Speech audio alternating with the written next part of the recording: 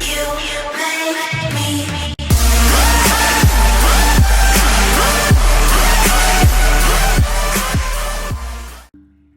Are you recording this?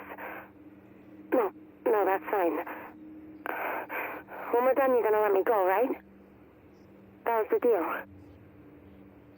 Anyway, my name is Sharona Diaz, and I was a nurse practitioner at Bellevue, the hospital. Worked there 16 years, so I've seen all kinds of bad stuff, but nothing like this. Okay, I'm sorry, the first cases we got? Early December, the night of the 5th. They started coming in, just a couple at first. The symptoms they presented looked like flu, and that's what we thought it all was. I mean, we knew it was going to be a bad season, and that's what we thought this was. So we gave them fluids and sent them home like you do. I mean, how were we supposed to know? But the thing is, the patients kept on coming. I mean, you work ER, you're always ready for a bad night. But this was every day, and it never stopped. More people coming in, same symptoms. You'd see parents shivering next to their kids, with the kids trying to keep it together, and your heart, it just broke for them.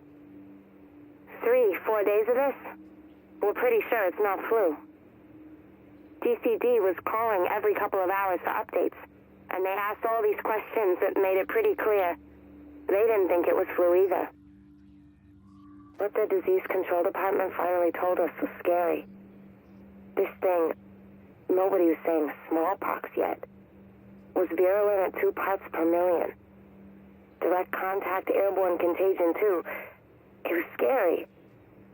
Then the governor declared it an emergency, and they locked the city down, and we realized what kind of hell we were going to be in for. The National Guard moved in, but what were they going to do? They weren't doctors. The 8th was when somebody finally said smallpox.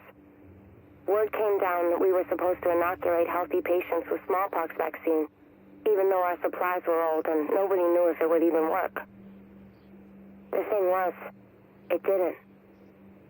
People kept getting sick and coming in, and we just didn't have the room.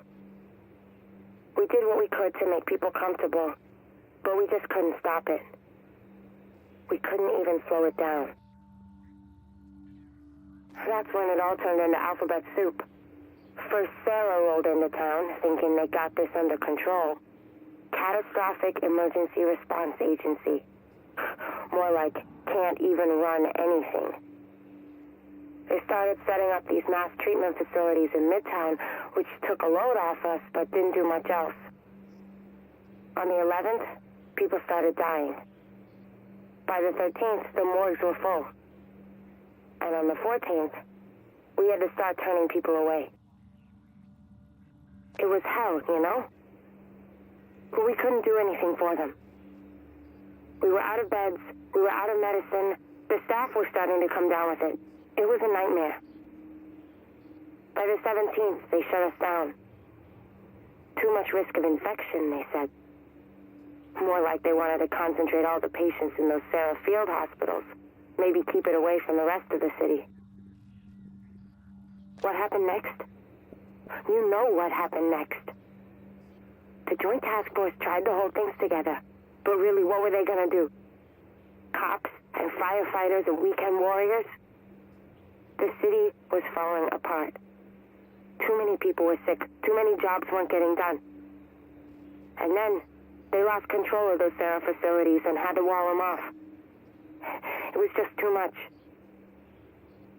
Me? I got out before they shut the doors to the dark zone. And now, all I want is to go home. You're gonna let me go, right? You said you were gonna let me go.